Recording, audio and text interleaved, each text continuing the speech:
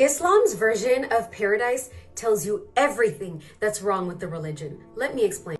If you're a man, you get 72 virgins. Okay, so I don't know why this woman talks here on internet when her God clearly told her in her own book that she should not teach over a man, that she should be quiet and in submission. But anyways, MashaAllah, you know, her own God, the creator of the universe that she claims to believe in, being as a baby in a womb, coming out of a vagina, being breastfed, eating, pooping and peeing, doesn't tell her that there is something wrong with her religion. Her own polytheistic pagan theology that God somehow became three in one that they can't explain in any way doesn't tell her that there is something wrong with her religion. Them worshipping crosses, idols and icons and their churches being filled with idolatry doesn't tell her that there is something wrong with her religion. But what does tell her that there is something wrong with our religion? That men have multiple wives in paradise. MashaAllah, tabarakallah. Ajib, wallahi, this is amazing. The level of rottenness, you know, of that thing. Okay, I'm gonna be quiet. That remain virgins, no matter how many times you play with them. First of all, where did you take the idea that there is something wrong in being always virgin or being brought back to being virgin? Where did you take this from? Because being a virgin is better than not being a virgin. Yani not that a virgin woman as a whole, as a person is better than a non-virgin, but that the state itself of being virgin is better than not being virgin. And this is the initial state that God created women in. So this is like whining and complaining for saying that a strong person is better than a weak person, or a healthy person is better than a sick person. Not as a whole person, but the state of being stronger is better than weaker. Healthier is better than sick. And just like that, being a virgin is better than not being a virgin. The state itself, not as a whole person. What's wrong with that? Where did you take this from?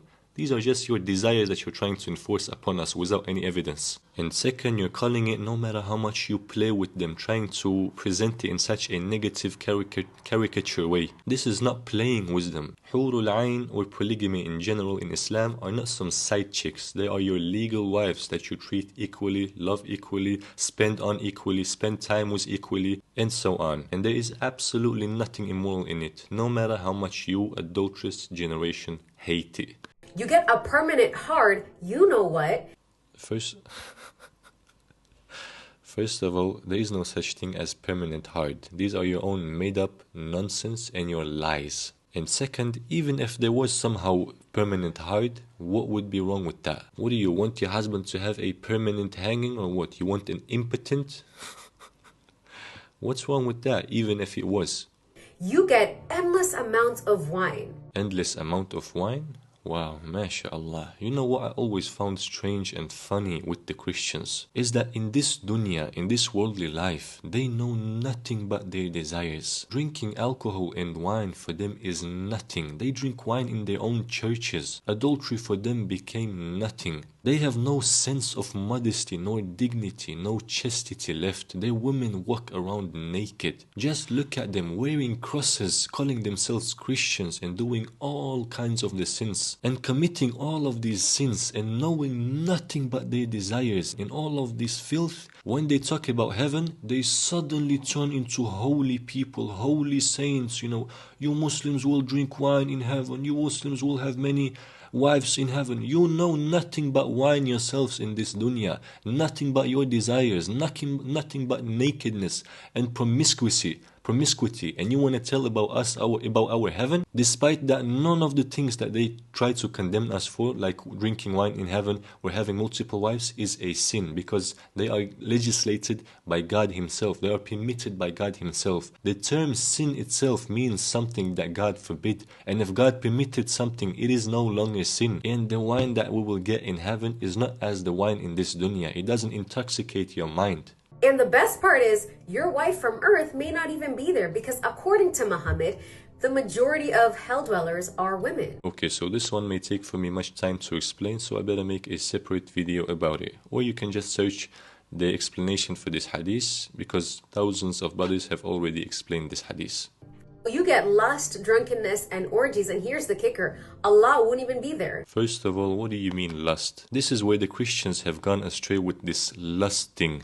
their churches and their church fathers have mixed the so-called lust that is halal and the lust that is haram. Not all of the so-called lust is forbidden. The only forbidden and condemned lust is the lust that leads you to that which is forbidden, i.e. lust that leads you, for example, to adultery, or lust that leads you to looking at that which is not permitted for you to look at, as strange women, or maybe as corn, or lust that leads you to do anything that God have forbidden. As for the lust that leads you to desire your own women that are halal for you, that are permitted for you as your wives, then there is absolutely nothing condemned about it, nothing wrong about it. This is the way God created us, that you as a man desire women, and you separate this lust that you are created with, and either put it in that which is permitted or that which is prohibited. And the only lust that is condemned is the lust that leads you to that which is prohibited, not all of the lust. So your churches and your church fathers misunderstood this and mixed this lust, the forbidden and the prohibited, and distanced themselves from all of the women. Imagine distancing themselves from women and started reaching their hands to young boys in churches.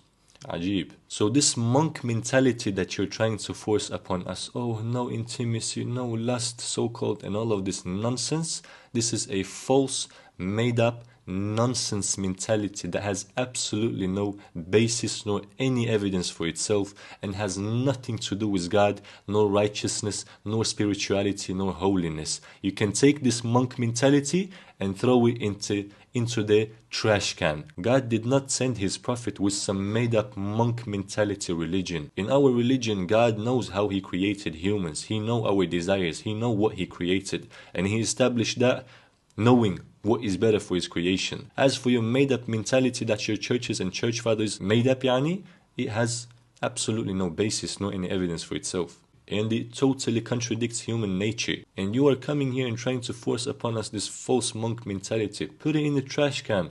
That's where his place is. So all of the rubbish that you say, the lust and drunkenness and orgies, orgies maybe in your churches with your church fathers and little boys as you're used to. As for the lust, then again, there is nothing wrong with desiring the women that are permitted for you. This is not the condemned lust that your churches and church fathers mixed with and misunderstood with and misled you with. Wanting your woman tells you about the power and the highness of the libido and the healthiness and so on.